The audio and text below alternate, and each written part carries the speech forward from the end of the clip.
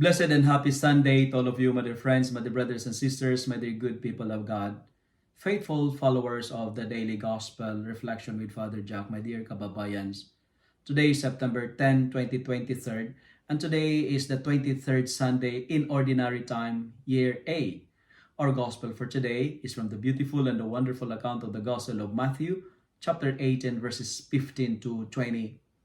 Our readings for this Sunday speaks about the mark of a true Christian community. And we are reminded and asked by the readings that we should be responsible for each other, desiring only for what is good for one another. In our first reading, Ezekiel reminds us not to give up on the wicked, not to give up on the bad people, but rather warn them that their wicked behavior is not acceptable and right. But the friends, our first reading is telling us to try to correct wicked actions, discourage the person to take the evil path, never tolerate the wrongdoing of others, because toleration is not the right and proper solution. Warn them, because wicked actions always brings wicked results. And you know what, my dear friends, my dear brothers and sisters, I firmly believe with this quote saying, telling the truth and making someone cry is better than telling a lie and making someone smile. And Prophet Ezekiel is encouraging us that if there are unpleasant things, if there are wicked actions, don't keep quiet. Don't pretend that as if everything is all right. Because if you keep quiet out of fear, if you keep quiet out of false respect, and does not call the attention of an erring brethren, you will be liable for the death of the wicked person. That's why rescue the wicked people by warning them, by reminding them, and by discouraging them.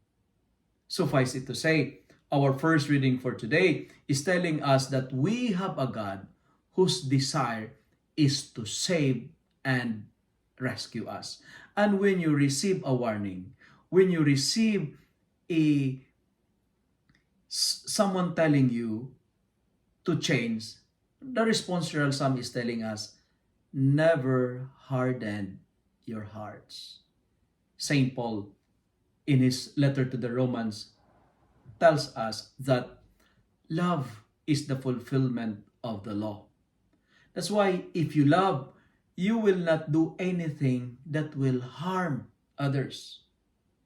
If you love your spouse, you will not commit adultery. If you love others, you will not steal or take others' property. If you love yourself, you will not destroy it with alcohol. You will not destroy it with drugs. You will not destroy it with gossip or overwork.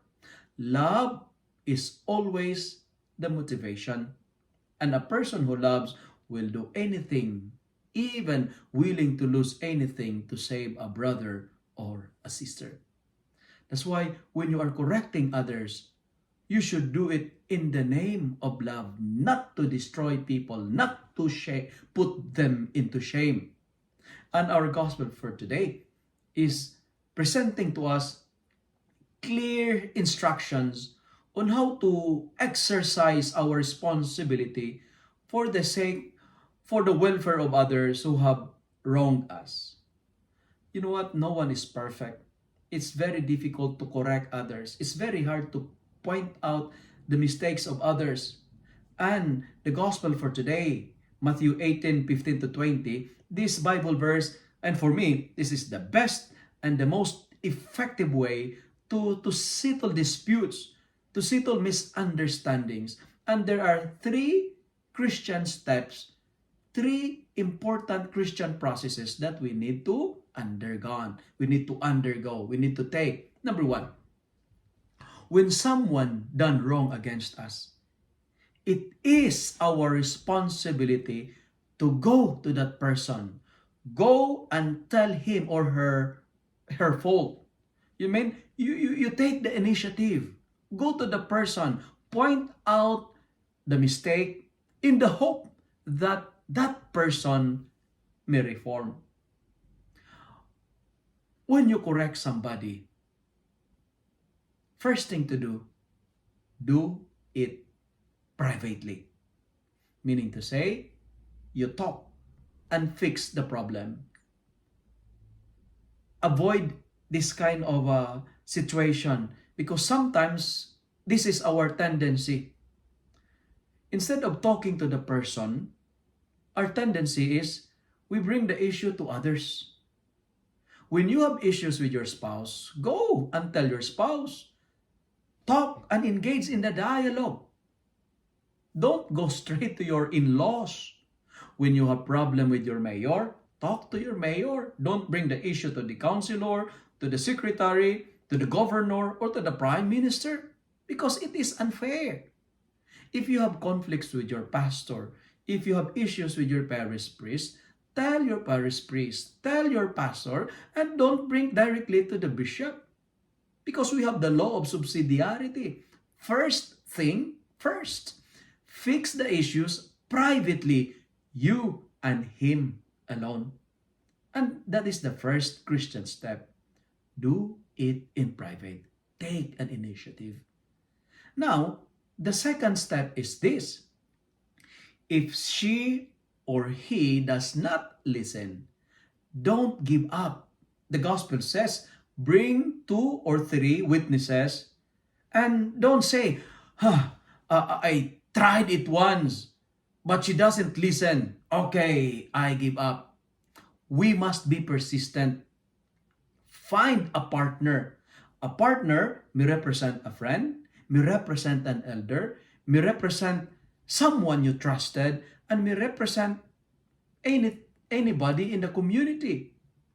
If it is love, then it should be patient and it should be persevering. My dear friends, you may ask me, Father, what if the person is stubborn? What if the person is not opening his or her heart? What if the person is avoiding us? Now, the suggestion of the gospel is this: bring him or her to a Christian community, and the community will do what it could do to keep the person within the fold. It's good to ask ourselves, do we exercise our responsibility this way? Are we driving out people away from our community, or do we keep them in our fold? My dear friends, be a persistent lover and do your best to bring others back to the fold. Do it in private. Bring a partner, and the partner may represent a friend, an elder, or any trusted person, or any wise man in the community. And if you bring a partner and then still that person is stubborn, bring it to the public. Now, after you tried all these 3 steps and still it doesn't work, I have final suggestion, the final P. Bring it to your prayers. Continue praying that in God's time, they will realize how much you love them. Bring it to your prayer. Keep praying that he or she or they may realize that it is our love that inviting them to come to God. My dear friends, my dear brothers and sisters, do these 3 steps. And I tell you, it is very effective.